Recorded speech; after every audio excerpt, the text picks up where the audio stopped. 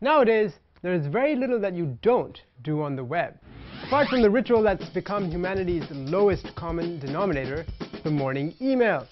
There's your Facebook checkup, your Twitter feed, your online TCS delivery, browsing a recipe for dinner, doing research for a college paper. And we haven't even touched things that require either a higher bandwidth or a constant trusty connection, or preferably both. Things like torrent downloading or cloud computing. What about the simple pleasure of cuddling up with popcorn and watching some good old-fashioned streaming movies or TV shows? Basically, what we're trying to say is, it never hurts to have as good an internet connection as you possibly can. Here are some of our tips to make sure you're not wasting any precious connectivity juice from what you're already paying for. Number 1. When surfing the web, it's always good to keep it simple. That is, get rid of all the extra junk that comes along with what you're looking for. Now this is basically all the extra media options you have, like browser add-ons and plugins, etc. Let's take it one browser at a time.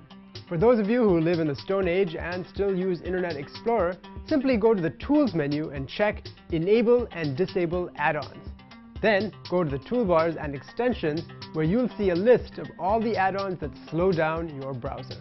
Disable the ones you don't want and simply delete what you're sure you'll never want. In Firefox, it's very similar, except that the extensions and plugins are under separate headings. Both of these can be found under add-ons in the Tools menu. Disable or uninstall whatever you don't want. Of course, this will mean that when you come across content that requires a missing plugin, it won't download the content automatically.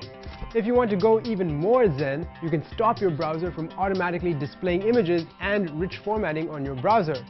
You'll have to right-click to see an image, but you'll have amazingly fast browsing speeds.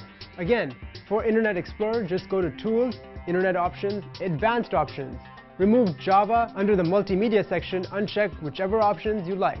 Similarly, in Firefox, go to File, Preferences, click on the Content tab and uncheck Load Images Automatically. Much more intuitive. Also uncheck Enable JavaScript and Enable Java. Of course, you may be spoiled and used to heavy formatting, so you may want to leave those last two on. It's a matter of give and take, speed or aesthetics. It's your call. Lastly, if you use Firefox, you can always add the AdBlocker Plus add-on, as well as Google Gears, which lets your computer take on a lot of the site's functions instead of a far-flung server. And that makes for faster browsing. Tip number 2.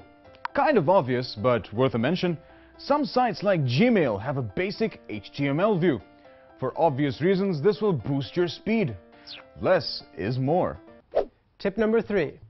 Many of us in Pakistan face the problem of connections continuing to drop, even with high-speed broadband and DSL lines being pretty much the norm now. Very often, in the case of DSL, this is due to the wrong cable being used to connect your phone line to the drop box. The default line set up by the phone company is a copper-plated steel wire, which is no good. You need something that's 100% copper to really work. And what you need is a category 5 or 6 cable, preferably shielded. The shielding also deals with any electromagnetic interference, resulting in a much more stable and speedy connection.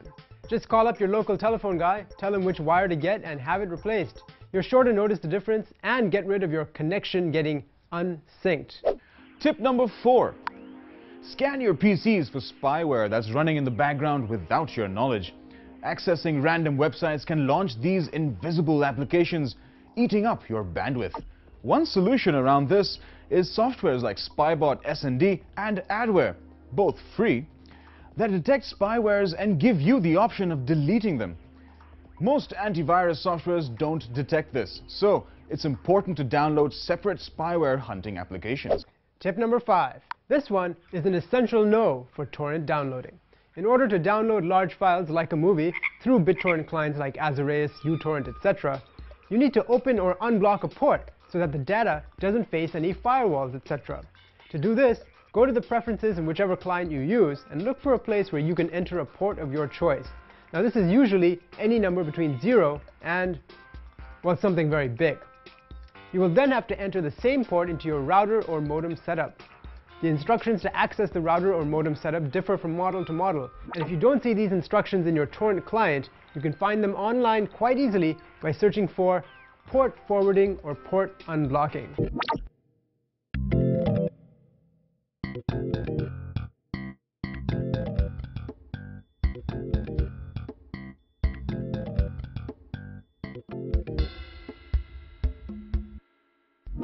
The term hacker is unfortunately synonymous with criminal activity, but if you go to the origin of the word, it really means someone who deconstructs something out of curiosity to see how it operates and figures out how it can do something it wasn't initially intended to do.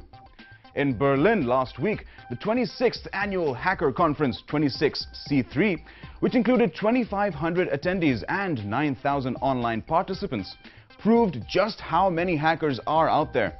In fact, they have now gone public, establishing spaces which go by names such as clubhouses, space stations, or hideouts.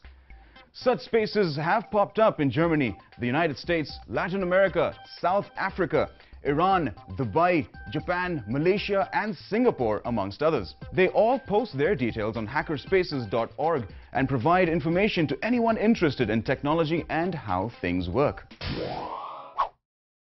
Optimizing your internet connection, the most portable PSP yet, and a local online marketing workshop. That just about wraps up our show. See you next week, same place, same time.